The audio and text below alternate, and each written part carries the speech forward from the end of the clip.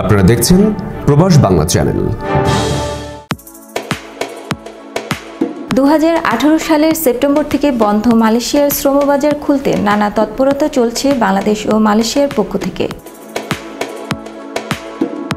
এরই মধ্যে 25 ফেব্রুয়ারি মালয়েশিয়ার কর্মী নেওয়া সংক্রান্ত স্বাধীন কমিটি এ বিষয়ে একটি রিপোর্ট জমা দিয়েছে।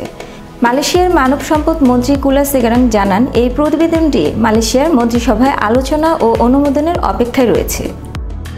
আমরা জানি যে মালয়েশিয়া সরকার একটা কমিটি গঠন করেছিল।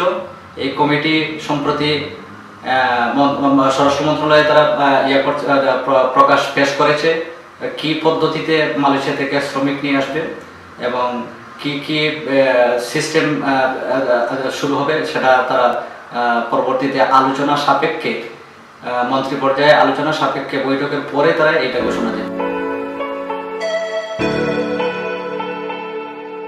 এদিকে বাংলাদেশের প্রবাসী কল্যাণ ও বৈদেশিক কর্মসংস্থান প্রতিমন্ত্রী ইমরান আহমেদের মার্চ মাসে মালয়েশিয়ার সফরে যাওয়ার সম্ভাবনা রয়েছে। প্রতিমন্ত্রী সফরের পরই মালয়েশিয়ার নতুন কলিং ভিসার কর্মী নেওয়ার বিষয়ে অগ্রগতি জানা যাবে।